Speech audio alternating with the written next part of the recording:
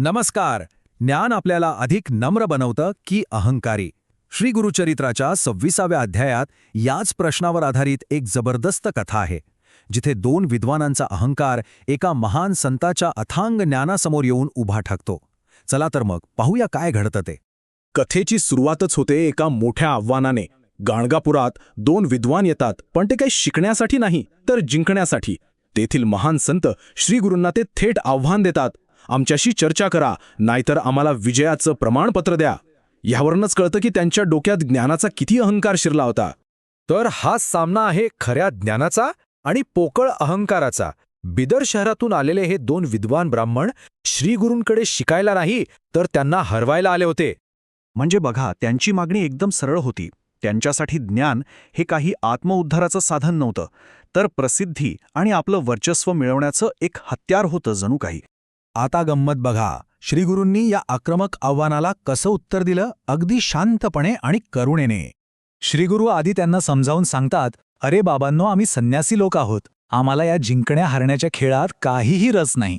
विनाकारण गर्व करून स्वतःचा नाश का करून घेताय? खरं तर त्यांना हेच सुचवायचं होतं की खरा ज्ञानी माणूस अशा स्पर्धेच्या पलीकडे असतो. श्रीगुरूंनी त्यांना इतिहासाचा आरसाच दाखवला.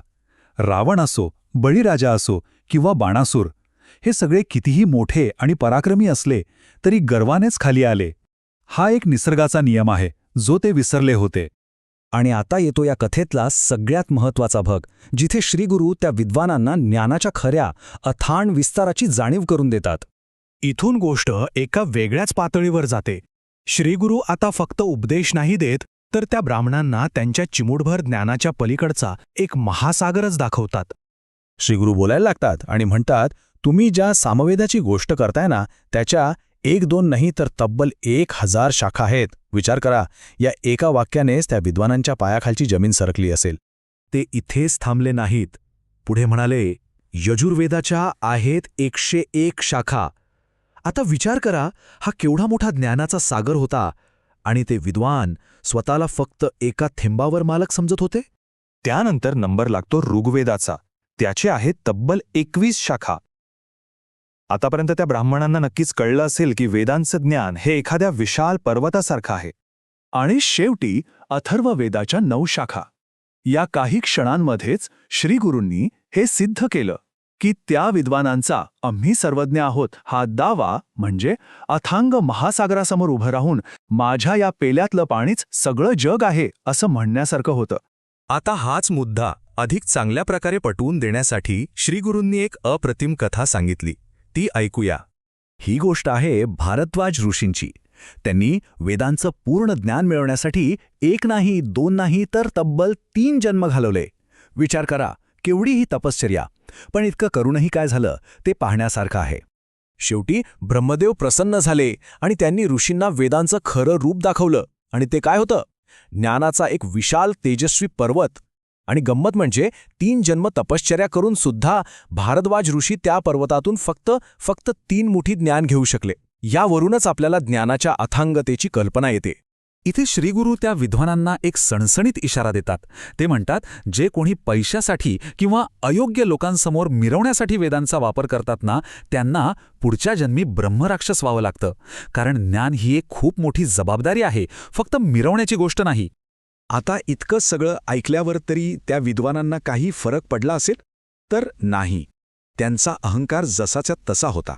हा तो क्षण आहे जिथे 2 रस्ते फुटतायत. एकीकडे श्रीगुरू त्यांना कल्याणाचा मार्ग दाखवतायत. अरे बाबांनो, हा वाद सोडा आणि निघून जा, यातच तुमचं भलं आहे. पण दुसरीकडे ते विद्वान आपल्या हट्टावर ठाम होते. ते म्हणतात, आम्हाला असल्या गोष्टी सांगून फसवू नका, आमच्याशी थेट चर्चा करा. त्यांचा तो हट्ट पाहून श्रीगुरूंच्या लक्षात आलं की आता यांचा विनाश जवळ आला आहे. आणि मग त्यांचा तो गर्व उतरवण्यासाठी श्रीगुरूंनी त्यांना एक असा धडा शिकवायचा ठरवला जो ते कधीच विसरणार नाहीत. आणि याच निर्णयामुळे एका मोठ्या चमत्काराची पार्श्वभूमी तयार झाली. पण ती कथा आहे पुढच्या अध्यायाची. तर मग या संपूर्ण कथेतून आपण काय शिकलो? काय आहे या अध्यायाचं सार? चला थोडक्यात पाहूया. तर सगळ्यात महत्त्वाची गोष्ट म्हणजे खरं ज्ञान अहंकार नाही तर नम्रता वाढवतं. दुसरी गोष्ट, ज्ञानाचा शोध हा कधीही न संपणारा प्रवास आहे. आणि सगळ्यात महत्त्वाचं, शिकण्याच्या मार्गातला सगळ्यात मोठा अडथळा म्हणजे आपला अहंकार. ज्या ज्ञानाचा वापर फक्त पैसा किंवा प्रसिद्धीसाठी होतो, ते ज्ञान दूषित होतं. आणि जाता जाता हाच प्रश्न आपण स्वतःला विचारूया की आपण जे काही ज्ञान मिळवतो ते आपल्याला अधिक नम्र बनवतंय की अधिक अहंकारी? याचं उत्तर प्रत्येकाने आपल्या आत शोधायला हवं.